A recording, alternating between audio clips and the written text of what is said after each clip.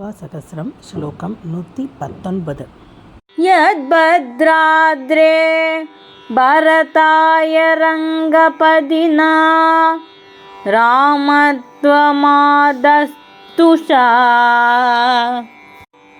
नित्योपास्य निजाङ्घ्रिनिष्क्रयदया निश्चिन्त्य विश्राणितम् योगक्षेमवहं समस्तजगतां यत्कीयते योगिभिः पादत्राणमिदम्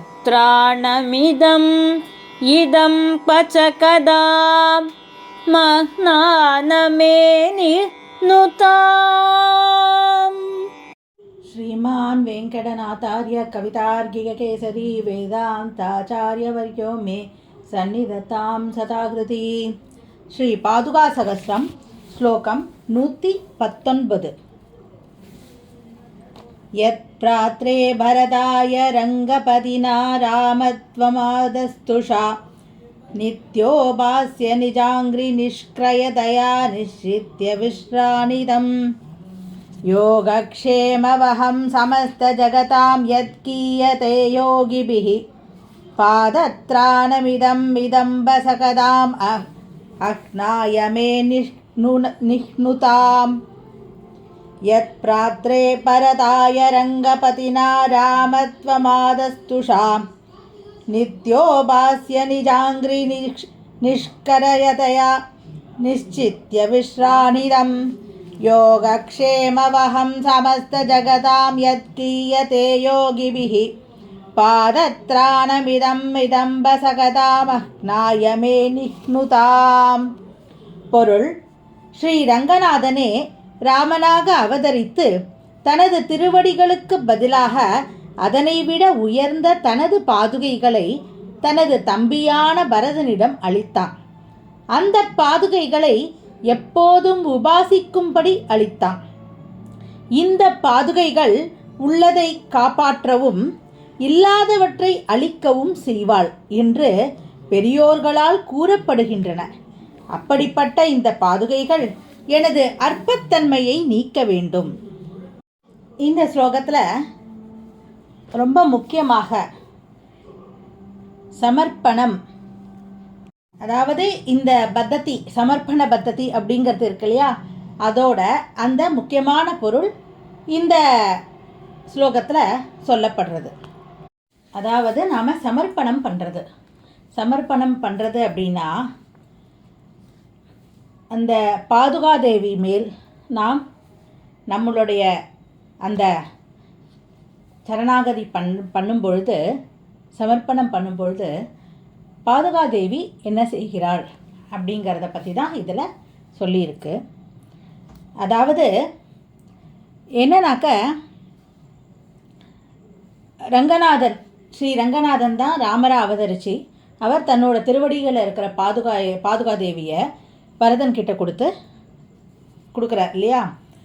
அந்த பாதுகாதேவியை எப்போவுமே உபாசிக்கும்போது பாதுகாதேவி என்ன பண்ணுவாளாம், யோகத்தையும் க்ஷேமத்தையும் அடிப்பாள். இந்த யோகம் க்ஷேமம் இது ரெண்டுத்துக்கான அர்த்தம் முன்னாடியே நம்ம பார்த்துருக்கோம். யோகம்னா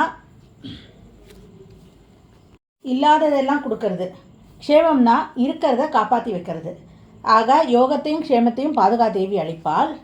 இதில் ரொம்ப முக்கியமான விஷயம் என்னென்னா, அந்த மாதிரி இது எல்லாத்தையும் கொடுக்கக்கூடிய பாதுகாதேவி என்ன பண்ணுவாளாம், அற்பமான விஷயங்களுக்காக அற்பமான தன்மைகள் அப்படிங்கிறது நமக்கு என்னன்னு தெரியாது. என்னன்னா, அதாவது நமக்கு இந்த தேவையில்லாத பற்றுகள் இருக்கும் இல்லையா, அதான் அற்பமானவை.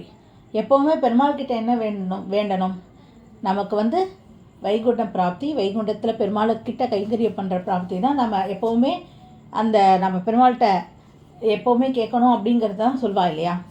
அது தவிர பாக்கி இருக்கிறது எதுவுமே நமக்கு தேவையில்லை. அதாவது எதையுமே நம்ம எதையுமே நம்ம பெருமாளிடம் கேட்க வேண்டிய அவசியம் இல்லை.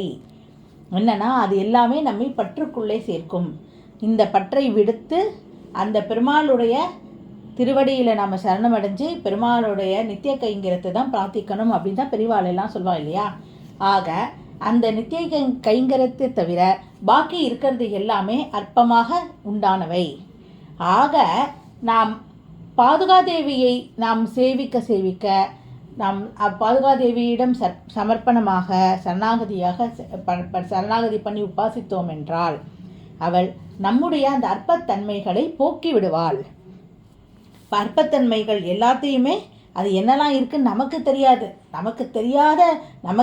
தெரியாத நம்மிடம் உள்ள அந்த அற்பத்தன்மைகளை கூட பாதுகாதேவி அகற்றி விடுவாள். அகற்றி விட்டுட்டு நம்மை நம்பெருமானுடைய அந்த நித்திய கைங்கருக்கு நம்மை தயார்படுத்துவாள். அந்த நமக்கு தேவையானது எல்லாம் அவளை கொடுத்து நம்மை அதாவது எது அந்த பற்றற்ற தன்மையை நமக்கு கொடுத்து எப்பொழுதுமே எம்பெருமானை உபாசிக்கும் அளவிற்கு நம்மை பாதுகாதேவி நம்மை மாற்றுவாள். நம்மிடம் உள்ள அந்த அற்பத்தன்மைகளை எல்லாம் நீக்கி நம்முடைய பற்றை அறுத்து நாம் எப்பவும் எம்பெருமானையே ஸ்மரிக்கும்படி அனுகிரகிப்பாள் அப்படிங்கிறது தான் இந்த ஸ்லோகத்துடைய அர்த்தமாக சுவாமி தேசிகர் சொல்கிறார். ஆக பாதுகாதேவியை நாம் நித்திய உபாசனம் செய்து நித்தியமாக உபாசிக்கும் பொழுது நம்முடைய அந்த அனைத்திலும் உள்ள அந்த பற்று அந்த அனைத்திலும் உள்ள அந்த பற்று என்பதை அறுத்து பற்றற்ற தன்மையை அளித்து எம்பெருமானிடம் நித்தியம் கைங்கரியம் பெரும் விதத்தை நமக்கு அருள்வாள். அத்தகைய மேன்மையை நமக்கு அருள்வாள். இதில் இன்னொரு விஷயமும் என்னென்னா, அப்போனா நமக்கு இந்த இதில் இருக்கிற இதெல்லாம் நமக்கு கிடைக்காதா அப்படின்னு ஐஸ்வர்யம்லாம் கிடைக்காதான்னு நினச்சா அப்படி கிடையாது. நமக்கு இந்த ஜென்மாவிலே நமக்கு தேவையானவற்றை அளிப்பாள். அது நம்ம கேட்காமையே அவள் அளிப்பாள். ஆக நாம் எதையுமே கேட்க வேண்டாம். அவள் நமக்கு என்னெல்லாம் தேவையோ அதை எல்லாவற்றையும் அளித்து பெருமாளிடம் கைங்கரியம் பண்ணும் மனத்தையும் நமக்கு அருளுவாள். அதுதான் மிகவும் தேவையானது. அதை பாதுகாதேவி அனுகிரகித்து அந்த ஒரு தன்மையை நமக்கு அருளி அதை நிலைக்கும்படி செய்து நம்மை எம்பெருமானிடம் கைங்கரியம் செய்யும்படி அவள் நம்மை மேன்மை ஆக்குவாள். அதுதான் இந்த ஸ்லோகத்தோட சிறப்பான ஒரு பொருள். அடுத்த ஸ்லோகத்தை நாளைக்கு பார்க்கலாம். கவிதார்க்கிக சிம்மாய கல்யாண குணசாலினே ஸ்ரீமதே வெங்கடேஷாய வேதாந்த குரவே நமஹ.